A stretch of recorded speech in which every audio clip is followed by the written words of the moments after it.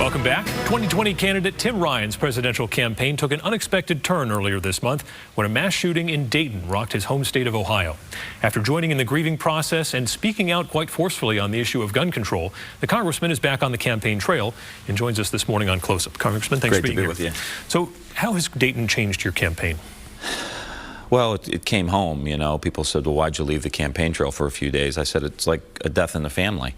You go home, you drop everything you're doing, and you go home. And just to see again what's happening in the United States, it's just infuriating to me that the president and Mitch McConnell are going to continue to stop this. And it changed my life because I was there. It was in Ohio. This has been continuing to happen. We're all, I think, at the boiling point here of wanting to do something about it. And I want to be a leader in that movement and have been. And we took this caravan through Ohio down to see Mitch McConnell in Louisville, not his house, but in downtown Louisville, to make the case. And we are going to keep applying the pressure. This is a big issue for me. I got 3 kids that are in public schools. My wife's a teacher. Enough's enough in America. We're tired of being afraid. You used to have an A rating from the NRA, correct? Yeah. How have you evolved on this, and how can you tailor your message to convince other people to come with you on that? Well, I actually think it makes me the best messenger for why we need background checks, why we need an assault weapon ban, why we need to research gun violence. Is because I come from Ohio. I hunt with our oldest son at least once a year, and I've got that background to say, look, I think my position changed, like a lot of Americans' positions have changed on this. We watched what was happening, and we watched the NRA do nothing. And so my votes over time slowly changed, and then at one point I was so frustrated after Nevada, I took every dollar that I got from the NRA and I gave it to Everytown. I gave it to Gabby Giffords. I gave it to Sandy Hook, and started to become a leader on this issue. But I can go to Ohio and Wisconsin and Michigan and Pennsylvania and say, look, I hunt too. We're not talking about hunting rifles. We're not talking about you protecting your family. We're talking about weapons of war on the street. We're talking about background checks that 90% of the American people are for. So who best to make that argument? I think it's me. President Trump signaled support for background checks and then sort of brought it back again. It's a tactic he seems to have used quite a bit when things like this happen. Do you believe he can ever be convinced to change on this, or is he just going to keep doing the same thing? No, he's just going to do the same thing. And it's so infuriating to see him ignore the emotional state, the pain of the families that are going through this. Because I heard an interview with someone from Parkland, a parent who lost their kid at Parkland in Florida, and Trump told them, we're going to do something about this. And then he didn't. And now he's saying it again after Dayton and El Paso. We're going to do something. And the families are there saying, please, this is a nonpartisan issue. 90% of the American people support this.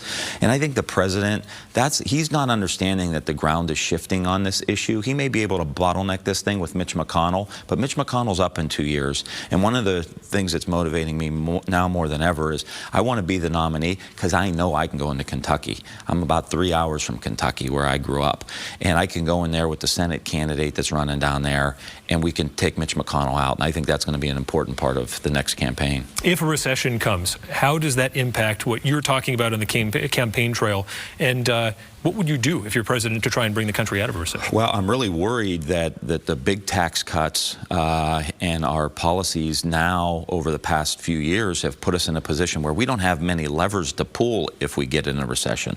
Normally, you get into a recession, you cut taxes, you increase spending a little bit, and you weather the storm. It's the old Keynesian economic theory. Now we have $1 trillion a year deficits as far as the eye can see. The federal interest rates are very, very low, so there's not much room to cut on the monetary policy side.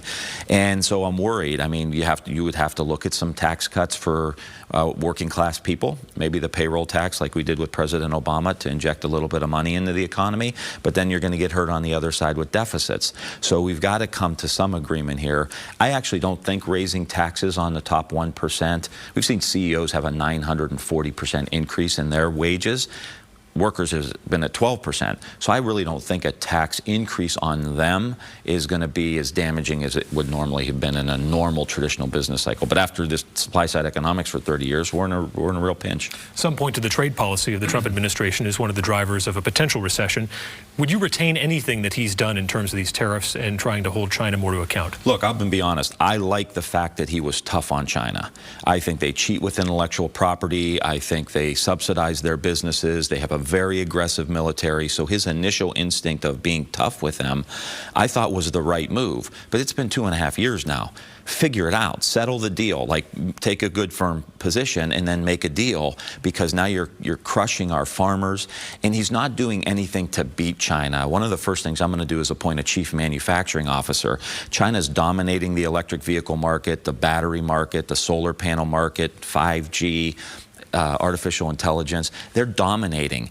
And what I want to do is have someone who reports directly to me and says, how do we dominate the electric vehicle market? Build those things in the United States, build the batteries in the United States, because those jobs pay 30, 40, 50 bucks an hour. I don't like the Democrats. I'm for the fight for 15. I voted for the increase in the minimum wage, but we got to be for 30, $40 an hour jobs. That's how you beat China. You outcompete China. And he's not doing that. It's just a big game for him. The DNC has its debate threshold to meet for September. That's obviously intended to winnow the field. You're feeling like you've got some momentum, some wind at your back right now in this campaign. How do you get around that artificial barrier? You know, I find in the early states, God bless New Hampshire, Iowa, South Carolina, they're frustrated that the field's getting winnowed at this point. So we've got some momentum. Everywhere we go in New Hampshire, we pick up voters. We got the support of Dan O'Neill and Bill Barry and Tim Baines, some of the most popular aldermen here in the city of Manchester. So we've got momentum, and you know, we're going to see how we do in this next debate. If we don't get on there, I think there's a good chance we'll get on the debate in October. But we're just building it out. I'm an old school guy. I'm not from a big city. I'm not from a big state. I didn't go to an Ivy League school, although I did go to Franklin Pierce Law School. So I don't have that huge network of the money. So it's taking me a little longer, but I think it's deeper, and people are starting to see me as the guy who can beat Donald Trump. I'm from the Midwest, blue collar, talking about the future issues around jobs. So I think we're going to keep picking up momentum, and we're going to take this guy out. So debate or not, you're sticking with this? Oh yeah, oh yeah, yeah. We got some real momentum. Okay. Yeah. Before we wrap up, some social media fun. You've challenged Andrew Yang to a dance-off. Is that going to happen, and can we make it happen here in New Hampshire? I don't know. Well, this would be a very interesting place to do it. I saw him after this, so we're going to see. We're having some fun with it, see where it goes. All right. Congressman Ryan, thanks for joining us on Close Up. Thanks.